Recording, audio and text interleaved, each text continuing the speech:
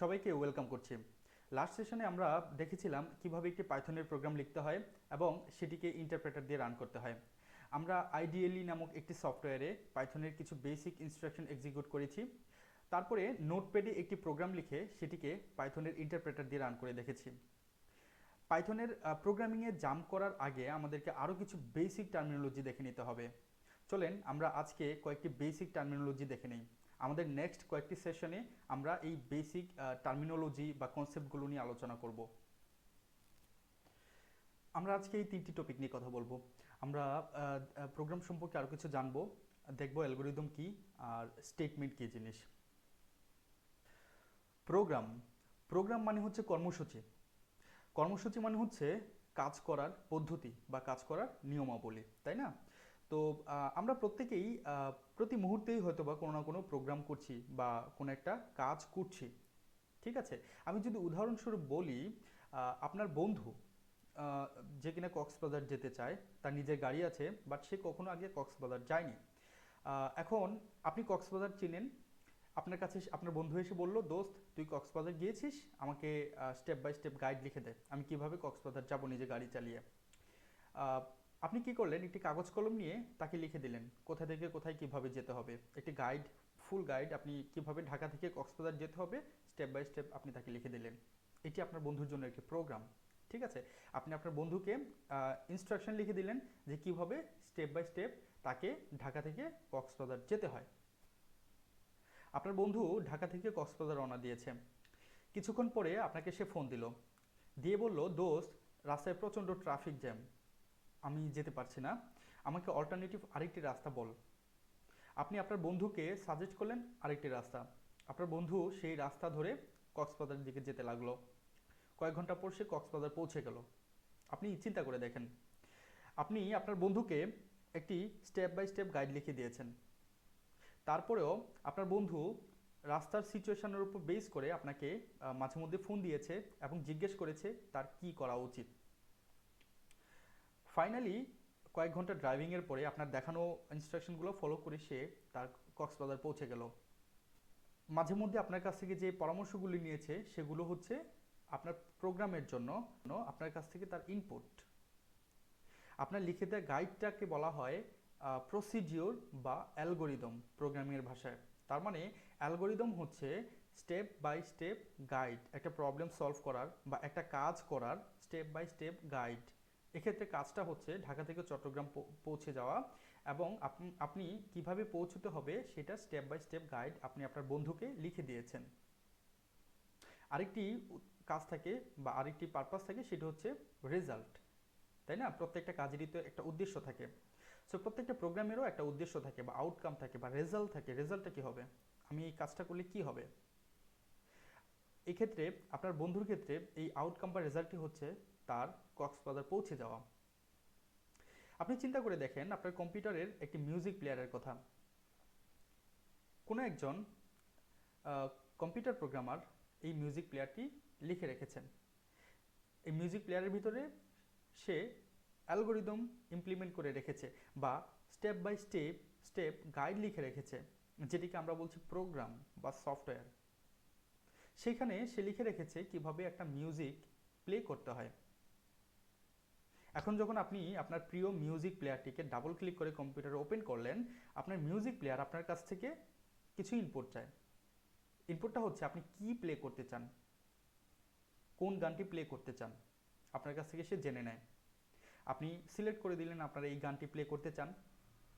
আপনার music player ওই আপনার যে গানের ফাইলটি সেটিকে সে পড়ে পড়ে তার ভিতরে যে নিয়ম বলা আছে, স্টেপ বাই স্টেপ গাইড বলা আছে, ওই গাইড ফলো করে সে আপনাকে আউটপুট দেয়। আউটপুটটা কি সেক্ষেত্রে? ওই গানটাকে স্পিকারে প্লে করে দেয়া। এক্ষেত্রে এই মিউজিক প্লেয়ার প্রোগ্রামটির আমরা তিনটি অংশ যদি চিন্তা করি, সে আপনার কাছ থেকে একটি ইনপুট নিল গান, তার ভিতরে একটি প্রোগ্রাম লেখা আছে বা স্টেপ বাই স্টেপ গাইড লেখা আছে, সে আপনাকে একটা আউটকাম দিচ্ছে, তাই না? সে একটা রেজাল্ট দিচ্ছে। পৃথিবীর প্রত্যেকটা প্রোগ্রামেরই মোরলেস এই তিনটা বেসিক জিনিস থাকে। কোনো কোনো প্রোগ্রাম হয়তো ইনপুট নিতে হয় না, ঠিক আছে? কোনো কোনো প্রোগ্রাম হয়তো এক একটা প্রোগ্রাম হয়তো এক এক রকমভাবে আউটপুট দেয়। তাহলে আমরা যখন যে কোনো প্রোগ্রামিং ল্যাঙ্গুয়েজে যখন প্রোগ্রাম লিখব, ওই প্রোগ্রামিং ল্যাঙ্গুয়েজ দিয়ে ইনপুট নেওয়ার ব্যবস্থা থাকতে হবে। ওই প্রোগ্রামিং ল্যাঙ্গুয়েজ আমরা কিভাবে ইনপুট নেব ইউজারের কাছ থেকে, সেই টুলসগুলো থাকতে হয় প্রোগ্রামিং ল্যাঙ্গুয়েজের ভিতরে, সেই ব্যবস্থাগুলো থাকতে হয়। কিভাবে আউটপুট দিতে হবে সেই ব্যবস্থাগুলো থাকতে হয়। আর মাঝখানে এই যে স্টেপ বাই স্টেপ গাইডগুলো লেখা বা লজিক বিল্ড করা, যে কিভাবে আপনি এই কাজটাকে করবেন, ওই ওই প্রসিডিউরটা লেখার জন্য আপনার কিছু নিয়মকানুন থাকে, কিছু প্রোগ্রামিং ল্যাঙ্গুয়েজের নিয়মকানুন থাকে, যেগুলো আমরা ফলো করে তার ভাষায় ওই স্টেপ বাই স্টেপ গাইডটা লিখব।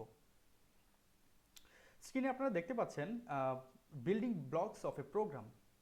একটা প্রোগ্রামের এই তিনটা বেসিক বিল্ডিং ব্লক থাকে, যেখানে আমরা বলছি ইনপুট, বেসিক্যালি কাজটা করার যে নিয়ম সেটাকে বলছি প্রসিডিউর বা অ্যালগোরিদম, দেন ওই প্রোগ্রামের আউটপুট। সো আমরা অলরেডি জানি অ্যালগোরিদম কি। অ্যালগোরিদম হচ্ছে একটা কাজ করার বা একটা প্রবলেম সলভ করার স্টেপ বাই স্টেপ গাইড, তাই না? এখন একটা কাজ অনেকভাবে করা যায়, কোনো একটা কাজ অনেকভাবে করা যায়। যেমন আপনি ধরেন ঢাকা থেকে চট্টগ্রাম যাবেন, ঢাকা থেকে চট্টগ্রাম আপনি যাওয়ার অনেকগুলো রাস্তা আছে।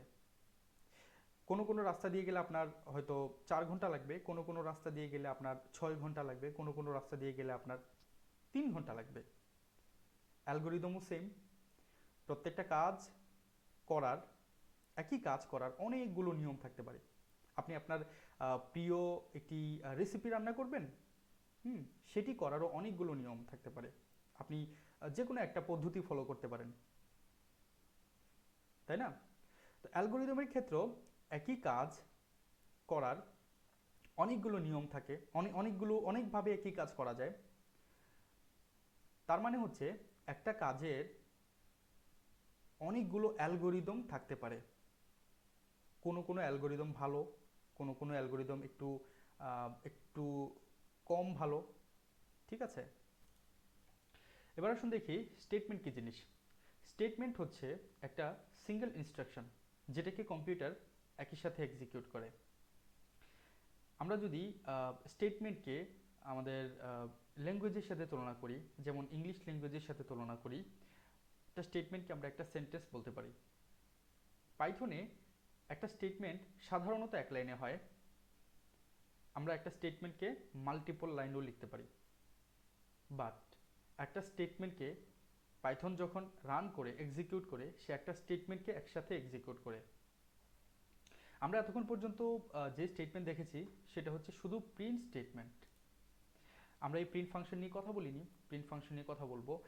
এখানে কোড দেখে ঘাবড়ানোর কিছু নাই, আমি জাস্ট এক্সাম্পল দেখানোর জন্য আমি এই স্টেটমেন্টগুলো লিখেছি। একটা স্টেটমেন্ট বিভিন্ন ধরনের হয়। একটা স্টেটমেন্ট হতে পারে কন্ডিশনাল স্টেটমেন্ট, লুপ স্টেটমেন্ট, আর অন্যান্য ধরনের স্টেটমেন্ট হতে পারে। আমরা এগুলো আস্তে আস্তে দেখবো। আমরা স্টেটমেন্ট সম্বন্ধে নেক্সট সেশনে আরও ভালো মতো দেখব। সেশনটা এমনিতেই অনেক লং হয়ে গেছে। আমি সাধারণত চেষ্টা করছি যে 5 মিনিটের মধ্যে রাখতে।